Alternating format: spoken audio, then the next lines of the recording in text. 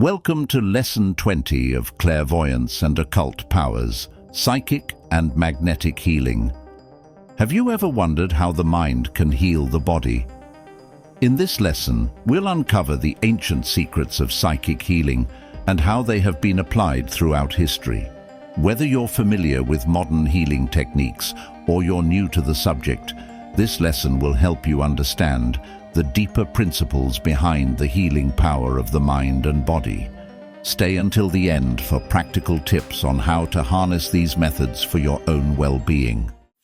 Lesson 20. Psychic and Magnetic Healing. Probably no phase of psychic influence is more familiar to the average person of the Western world than is that of the healing of physical ills and conditions by means of psychic influence under one name or another. Great healing cults and organizations have been built up upon this basis, and the interest in the subject has taken on the form of a great popular movement. As is natural in cases of this kind, there have been hundreds of theories advanced to account for the phenomena of psychic healing, and a still greater number of methods of treatments devised to carry out the principles of the theories, ranging from the teaching of actual divine interposition and influence arising from certain forms of belief and practice, covering many intermediate stages. The theories even include a semi-materialistic hypothesis in which mind is considered as an attribute of matter, but having a magic influence over the forms of matter when properly applied. But it is worthy of note that no matter what the general or particular theory, or what the favored method of application, these healing schools or cults, as well as the independent practitioners, meet with a very fair degree of success and perform quite a number of cures. Many of these Western advocates and practitioners of psychic healing practically hold that the whole system is a very recent discovery, and that it has nothing whatsoever to do with ordinary occult science. The occultists, however, are able to smile at these ideas and beliefs, for they not only recognize the general principles involved, but they also are aware that these principles, and their application, have been known to advanced occultists for thousands of years. I do not say this in any disparagement of the modern schools of psychic healing, for I am in full sympathy with their great work. I merely mention the matter that the student may get the right historical perspective in considering this phase of psychic phenomena and influence. So far as the methods of application are concerned, the true occultist recognizes that most of the methods and forms of treatment are but outward cloaks or disguises for the real psychic healing principle. The gist of the real methods is to be found in the principles of the application of psychic influence which I have presented to you in these lessons. Visit. 1. Strong desire to make the cure. 2. Clear mental image or picture of the desired condition is actually present in the patient at this time. And 3. Concentration of the attention and mind of the healer so as to bring to a focus to 2 preceding mental states. Here you have the real secret of psychic healing methods. The rest are all elaborations thereof, dressed up forms and ceremonies which affect the imagination, faith, belief, and confidence of the patient, and thus make the healing process much easier. In fact, with the proper degree of faith and confidence on the part of the patient, there is but little need of a healer, for the patient may holler. However, in most cases, the presence of the healer aids materially in arousing the faith and confidence of the patient, and hastens the cure. Again, so far as the theories underlying the cures are concerned, occultists are able to reduce them all to a single working theory or principle, which includes all the brushing aside all technical details and all attempts to trace back the healing process to the ultimate facts of the universe. I may say that the gist of the principle of all psychic healing is that of influencing the astral foundation of the various organs and parts, cells and centers, so as to make it proceed to manifest a more perfect physical counterpart. All psychic healing is really accomplished on the astral body first. Then the physical body responds to the renewed activities of its astral counterpart. To get the real significance of this statement, it is necessary for you to realize just what the astral body really is. This once grasped, the difficulties vanish, and you are able to form a clear conception of the entire matter and process. The astral body is a precise counterpart of the physical body, its organs, its parts, its centers, and its cells. In fact, the astral body is the pattern upon which the physical body is materialized. The astral body is composed of an etheric substance of a very high rate of vibration. In one sense, it may be considered as a very subtle form of matter, in another as a semi-materialized form of force or energy. It is finer and more subtle than the rarest vapors or gases known to science. And yet, it has a strong degree of tenacity and cohesiveness that enables it to resist attacks from the material side of nature. As I have said, each organ, part, center, or cell of the physical body has its astral pattern or basis. In fact, the physical body has been built up, in whole and in all of its parts, on the pattern and base of the astral body. Moreover, in case of impaired functioning of the physical organs or parts, and impaired activity of the physical body, its limbs, etc., if we can manage to arouse the activities of the astral body, we may cause it to rematerialize or re-energize the physical body, and thus restore health and activity to it. If the liver, for instance, is not functioning properly, we proceed to start up the activities of the astral counterpart of that organ, to the end that the physical organ may be re-energized and recreated in a measure. All true psychic healing work is performed on the astral plane before it manifests on the physical. At this point, I should also call your attention to the effect of prana or life energy in some cases of healing. This prana is what Western healers mean when they speak of human magnetism in their healing work. So far from being an imaginary force, as claimed by the physical scientists and materialists, it is known to all occultists as an active principle of the human body, and as of great efficacy in the psychic treatment of disease. I shall mention the details of this form of treatment as we proceed. I mention it at this place merely to call your attention to the fact of its existence. Before passing on to the consideration of other phases of the subject before us, I would like to call your attention to the fact that from the earliest days of history there have been recorded instances of some form of psychic healing. In the earlier days, the psychic healing work was left entirely in the hands of the priesthood of the various religions prevailing in the several counties of the world. Claiming to have an exclusive divine sanction to perform healing work, these priests used various ceremonies, rites, incantations, etc., in order to obtain their results. In many cases, these priests were ignorant of the real psychic forces invoked and set into operation. They merely practiced methods which had been found to work out effectively, and which had been handed down to them by their predecessors. In other cases, however, the priests undoubtedly were skilled occultists and had a very full knowledge of the forces they were using, though. As the masses of the people were very ignorant, it was impossible to acquaint them with these things so far above their understanding, and consequently, the priests applied the healing forces under the disguise of their religious ceremonies and rites. From time to time, however, as civilization progressed, there came into prominence persons who worked cures of physical ills by means of magical ceremonies and other similar methods, but who were outside of the priesthood. Some of these men undoubtedly had a very fair knowledge of the real secret of their cures, though they disguised them to suit the mental condition of their patients, and also, probably for purposes of self-glorification. In other cases, however, it is probable that these healers had merely stumbled across the fact that certain things said in a certain way tended to work cures, or that certain physical objects seemed to have therapeutic virtue. They did not realize that the whole healing virtue of their systems depended upon the strong idea in their own minds, coupled with the strong faith and confidence in the mind of the patient. And so the work went on. In some of the oldest records of the human race, the scriptures of the various peoples, we find that laying on of hands was the favorite method employed by the holy men and priests and other performing healing work. From the first, there seems to have been an almost instinctive recognition on the part of man of the fact that there is a healing power in the touch of the hand. Even ignorant and savage mothers instinctively apply their hands to the hurt bodies of their children, a custom that has its counterpart in civilized races, by the way. The child is taught to expect physical relief from the application of the mother's hands, and its mind at once pictures relief. Not only is the mental picture created, but the desire and confidence is established in the minds of both persons. The same thing is true of all laying on of hands, and thus are the principles of all psychic influence brought into play. But this is not all there is to it. In the first place, there is an actual transference of prana from the body of the healer to that of the patient, which serves to energize and revitalize the cells and centers of the body of the latter. In the second place, there is the effect upon the astral body of the patient, which tends to materialize better physical conditions. In the third place, there is that combination and union of the minds of the two persons, which gives extra force and power to psychic influence. Is it any wonder that cures take place under these circumstances? In the modern revival of the almost lost art and science of psychic healing among the general public, there has been unusual stress laid upon the feature of absent healing in which the patient and the healer are not in each other's presence. To many, this has seemed actually miraculous, and as a positive proof of divine interposition. But a little thought will show the student that such cures are not unknown in the pages of history, as a casual examination of the sacred books of almost any religion will show. Moreover, the student will see that to the effect of certain principles of psychic influence there needs but to be added the principles of telepathic communication, or, better still, the principles of astral communication by some phases of clairvoyance, to account for the entire phenomena of absent healing.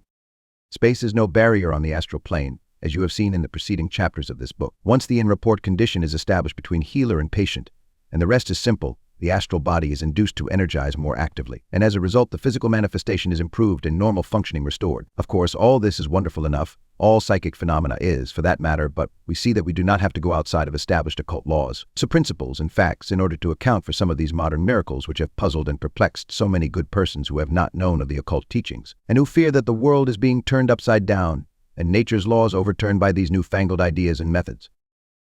Perhaps the most simple method of healing by psychic influence is that which is at the same time the oldest method, i.e., the laying on of hands. This method was revived about 20 years ago in America and Europe by the new school of magnetic healing, which sprung rapidly into public favor. The other schools of psychic healing, generally known as mental healing, spiritual healing, divine healing, etc., generally frown upon the use of the hands in psychic healing, deeming it too material and too much allied to hypnotism, etc. But this view is quite bigoted and narrow, for this method has no relation to hypnotism, and, moreover, it gives the patient the benefit of the flow of prana from the healer, while at the same time producing the psychic effect on the astral body, as I have just mentioned.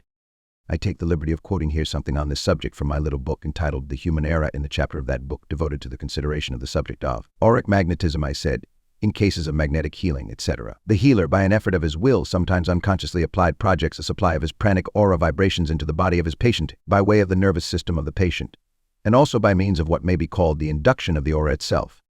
The mere presence of a person strongly charged with prana is often enough to cause an overflow into the aura of other persons, with a resulting feeling of new strength and energy. By the use of the hands of the healer, a heightened effect is produced by reason of certain properties inherent in the nervous system of both healer and patient. There is even a flow of etheric substance from the aura of the healer to that of the patient, in cases in which the vitality of the latter is very low. Many a healer has actually and literally pumped his life force and etheric substance into the body of his patient when the latter was sinking into the weakness which precedes death, and has by so doing been able to bring him back to strength and life. This is practically akin to the transfusion of blood, except that it is upon the psychic plane instead of the physical. But the true magnetic healer, call him by whatever name you wish, does not make this pranic treatment the all in all of his psychic treatment. On the contrary, it is but the less subtle part which leads up to the higher phases. While treating his patients by the laying on of hands, he, at the same time, strives to induce in the mind of the patient the mental image of restored health and physical strength. He pictures the diseased organ as restored to health and normal functioning. He sees the entire physiological machinery operating properly, the work of nutrition, assimilation, and excretion going on naturally and normally. By proper words of advice and encouragement, he awakens hope and confidence in the mind of the patient, and thus obtains the cooperation of that mind in connection to his own mental efforts. The astral body responds to this treatment and begins to energize the physical organs and cells into normal activity, and the journey toward health is begun. In the little book just mentioned, The Human Aura, I gave some valuable information regarding the influence of colors in psychic healing, which I do not reproduce here as it is outside the scope and field of the present lessons. Those who may feel interested in the subject are respectfully referred to the little manual itself. It is sold for a nominal price by the publishers of the present work. In the form of psychic treatment, which comes under the head of suggestive therapeutics, great insistence is laid upon the verbal suggestion to the patient. On the part of the healer, the patient is told that he will get well, that his organs will function normally, etc., etc.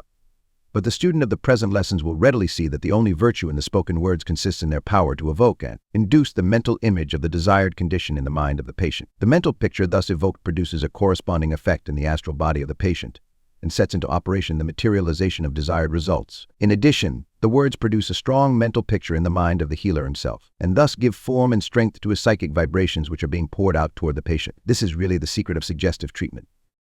The many cults of metaphysical healing in America and Europe lay great stress upon what they call affirmations, which are but statements of the patient of his or her faith in the healing power of God, or of mind or spirit, or principle. Different names are used. The patient naturally has confidence aroused and as naturally begins to picture the desired condition, this in turn reacting upon the astral body, and this upon the physical body or organ. In addition, the healer's mind is also set to work in the same way, and sets into motion the healing psychic forces in the way just mentioned. You will notice that the same principle is always involved and set into operation and manifestation.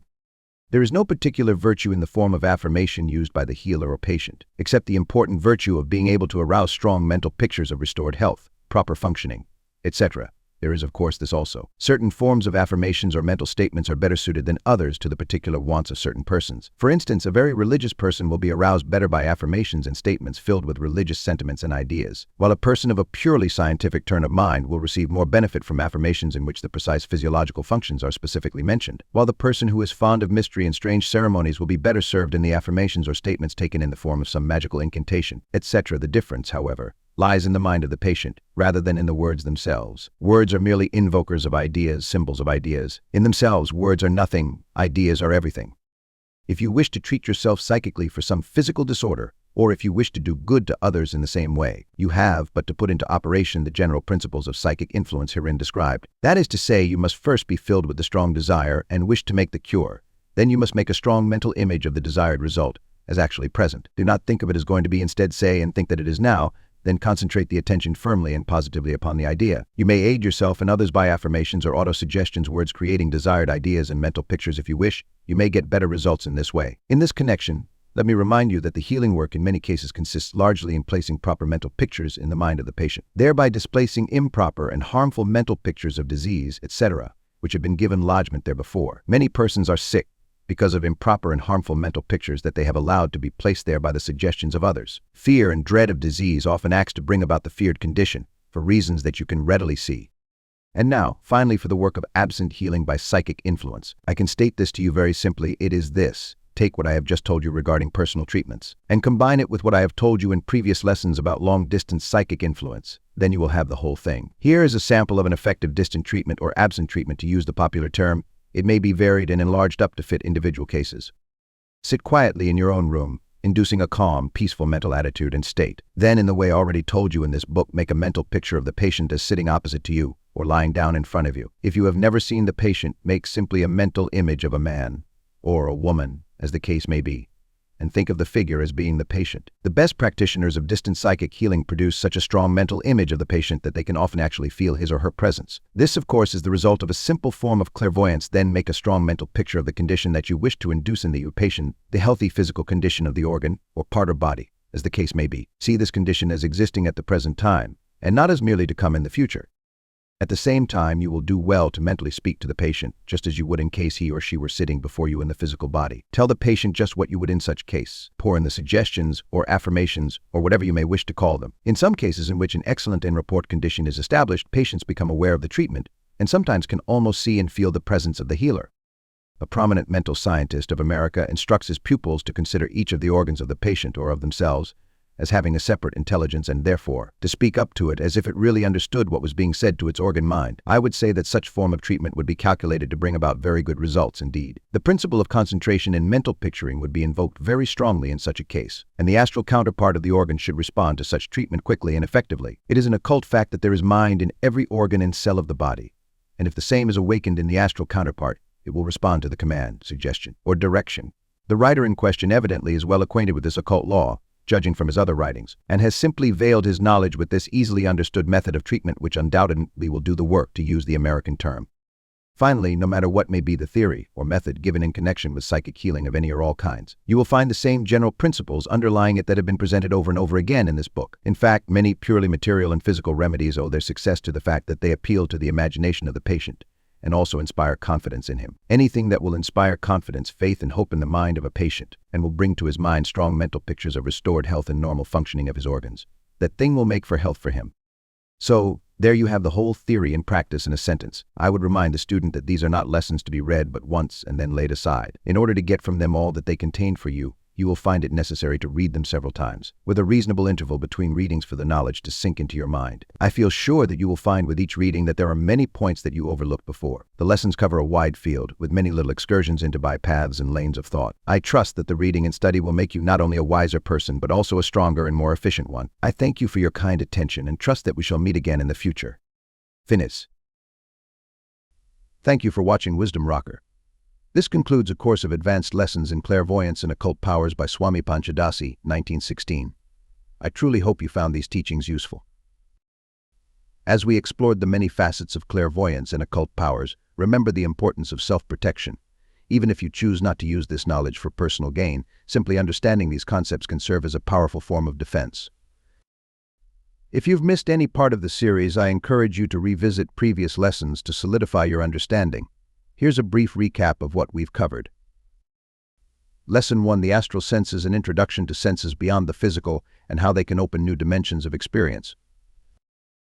Lesson 2: Telepathy versus clairvoyance, the distinction between telepathic sensing and clairvoyance, and their ancient roots in survival and protection.